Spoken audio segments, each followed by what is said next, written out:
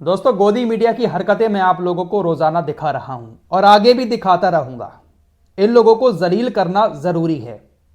रोजाना इनकी तरफ से मुसलमानों को लेकर जिस तरह का प्रोपेगेंडा चलाया जाता है, ऐसा लगता है कि मानो इनके बीबी बच्चे मुसलमानों का नाम लेकर ही पल रहे हैं।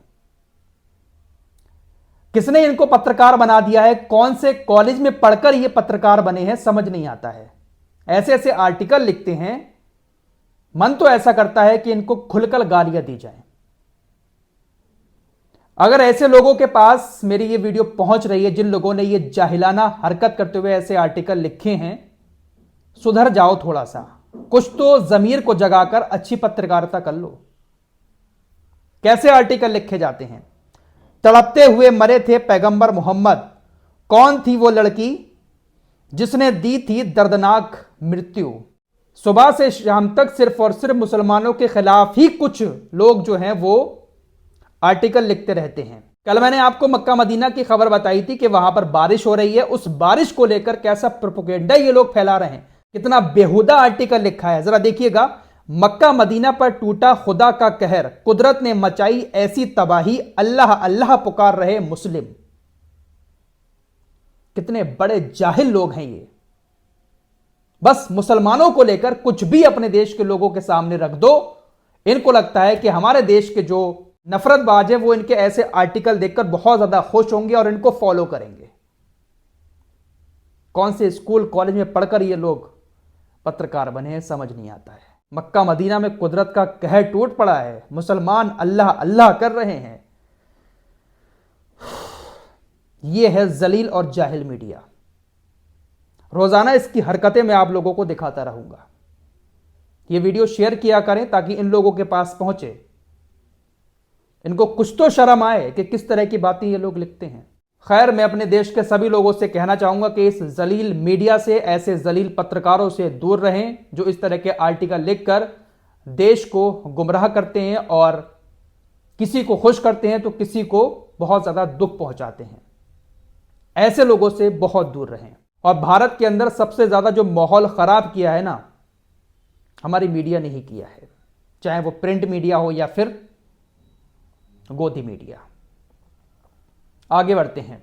आज सुबह से मिडिल ईस्ट के अंदर कुछ हलचल सी दिखाई दे रही है, खासकर वहां की मीडिया पर। इजरायली मीडिया की तरफ से भी कुछ दावे किए जा रहे हैं, उधर ईरानी मीडिया की तरफ से भी कुछ बड़े दावे किए गए हैं कि ईरान ट्रू प्रॉमिस 3 ऑपरेशन आज रात या कल तक लॉन्च करने वाला है। इजराइल को एक करारा जवाब देगा और इजराइल हैरान रह जाएगा कि आखिर यह हुआ क्या। ईरान इस तरीके से ट्रू प्रॉमिस 3 ऑपरेशन करने वाला है। बहुत चर्चाएं हो रही हैं ईरानी मीडिया पर भी और इजरायली मीडिया पर भी, और इसको देखते हुए इजराइल ने अपने देश के अंदर अलर्ट भी जारी कर दिया है। अपने देश की सेना को अलर्ट मोड पर लगा दिया है कि ईरान कभी भी कुछ भी कर सकता है। न जाने यह खबर कहां से मीडिया के पास आई है कि ईरान कुछ करने वाला है। देखते हैं कि भाई ईरान क्या वाकई में कुछ करेगा। अगर कुछ करेगा भी तो यह खबर पहले क्यों दे दी जाती है कि हम ऐसा करने वाले हैं? सामने वाले को क्यों चौकन्ना कर दिया जाता है? यही समझ नहीं आता है बस कि इजराइल अगर हमला करता है तो वो भी कहता है कि हम हमला करेंगे, उधर ईरान हमला करता है तो वो भी पहले कह देता है, अमेरिका को बता देता है कि हम हमला करने वाले हैं। यही समझ नहीं आता है इन लोगों को कि चल क्या रहा है। डोनाल्ड ट्रंप ने एक बार फिर से हमास को धमकी दी है। अभी पिछले महीने भी धमकी दी थी कि 20 जनवरी को मेरा शपथ ग्रहण होने वाला है, उससे पहले हमास इजराइल के सभी बंधकों को छोड़ दे, और अगर हमास ने सभी बंधकों को नहीं छोड़ा तो मिडिल ईस्ट में फिर तबाही आ जाएगी। बातें बहुत बड़ी बड़ी करते हैं ये लोग कि मिडिल ईस्ट में फिर बहुत बुरा होगा अगर हमास ने बंधकों को नहीं छोड़ा। लेकिन इनके मुंह से एक बार भी ये नहीं निकल रहा है कि हमास जो मांग कर रहा है इजराइल से कि हम बंधकों को छोड़ रहे हैं, उसके बदले में आप भी फिलिस्तीनी लोगों को छोड़ें जिनको आपने अपनी जेलों में बंद कर रखा है। इजराइल राजी नहीं हो रहा है। यमन की बात कर लेते हैं। यमन के लोग अभी भी लगातार लाल सागर के अंदर ऑपरेशन चलाए जा रहे हैं। यमन ने आज फिर घोषणा की है कि उन्होंने उत्तर पश्चिमी लाल सागर में अमेरिकी विमान वाहक USS हैरी ट्रूमैन पर हमला किया। यमन ने यह भी दावा किया कि अमेरिका इसी विमान वाहक पोत से हमारे ऊपर हमला करने वाला था, उसकी प्लानिंग तैयार थी, लेकिन हमने जब इस पर हमला किया तो उसके बाद अमेरिका ने अपने हमले को रोक दिया। हालांकि अमेरिकी सेंट्रल कमांड की तरफ से कहा गया है कि हमला हुआ था, लेकिन हमारे युद्धपोतों को किसी तरह का कोई नुकसान नहीं हुआ है। लेकिन यमन वाले हमला किए जा रहे हैं। एक खबर यमन की आपको और बता देता हूं। आपकी स्क्रीन पर ये जो महिला दिखाई दे रही है, इसका नाम है मिनीशा प्रिया। इस वक्त ये यमन के अंदर है और इनको मौत की सजा सुना दी गई है। दरअसल काफी साल पहले ये यमन के अंदर अपने परिवार के साथ गई थी। पेशे से ये एक नर्स हैं और काफी टाइम तक यमन के अंदर इन्होंने प्राइवेट हॉस्पिटल में जॉब की। हॉस्पिटल में काफी लंबे समय तक जॉब करने के बाद इन्होंने यमन के अंदर मेहंदी नाम के एक शख्स के साथ अपना क्लिनिक खोल लिया। क्लिनिक खोलने के कुछ टाइम के बाद किसी वजह से इनकी बेटी और इनके हस्बैंड केरल वापस आ जाते हैं।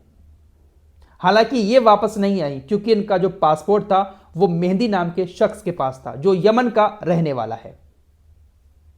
इन्होंने बहुत कोशिश की, लेकिन ऐसा कहा जा रहा है कि मेहंदी ने इनका पासपोर्ट वापस नहीं किया, जिसके बाद मेहंदी की मौत हो गई। इनके ऊपर आरोप ये लगे कि इन्होंने अपना पासपोर्ट मेहंदी से वापस लेने के लिए उसको जहर का इंजेक्शन दे दिया और उसके बाद उसकी मौत हो गई, जिसके बाद इनको जेल में बंद कर दिया गया। बहुत सारे सुनवाइयां हुई, आखिरकार इनको मौत की सजा सुना दी गई है। हालांकि अभी तक इनको फांसी दी नहीं गई है। अब इस मामले पर भारत के अंदर जो यमन का दूतावास है उसकी तरफ से एक बयान दिया गया है। दिल्ली में मौजूद यमनी दूतावास की तरफ से कहा गया है कि यह जो मामला है निमिशा प्रिया का, ये हुतीस के नियंत्रण वाले क्षेत्र में चलाया गया है, उनकी अदालतों में चलाया गया है। अभी तक इस सजा पर जो यमन के राष्ट्रपति हैं राशिद अल अलीमी, उन्होंने मंजूरी नहीं दी है। इसीलिए वो अभी तक मंजूरी नहीं दे रहे हैं क्योंकि ये जो मामला है इनका वो राजधानी सना में है और सना जो एरिया है वो हुतीस के नियंत्रण में आता है। तो जो सजा दी है मौत की वो यमन की सरकार ने नहीं दी है, राष्ट्रपति ने अभी तक मंजूरी नहीं दी है, बल्कि हुतीस नियंत्रण अदालत में दी गई है। भारत सरकार फिलहाल इस पर अपनी नजर लगाए हुए है। कोशिशें भी की जा रही हैं कि किसी तरह से इनकी सजा को टलवाया जाए। दोस्तों, साउथ अफ्रीका का केस तो आप लोगों को मालूम ही होगा। इंटरनेशनल कोर्ट ऑफ जस्टिस में साउथ अफ्रीका ने इजराइल के खिलाफ केस लड़ा था। वैसे इस केस से कोई फायदा तो हुआ नहीं अभी तक किसी को, ये केस कूड़ेदान में चला गया है। हालांकि बहुत सारे देशों ने साउथ अफ्रीका के इस केस का ऑफिशियली समर्थन भी किया। आयरलैंड भी अब खुलकर ऑफिशियली इस बात का ऐलान कर चुका है कि वो साउथ अफ्रीका के केस का समर्थन करता है और वो भी इसमें शामिल हो गया है। देखिए, होने वाला तो कुछ भी नहीं है, लेकिन ये जो देश हैं जो गैर मुस्लिम हैं इस तरह से कोशिश करते हैं गाजा के लिए, फिलिस्तीन के लिए, इजराइल के खिलाफ जाकर सराहना करने वाली बात है।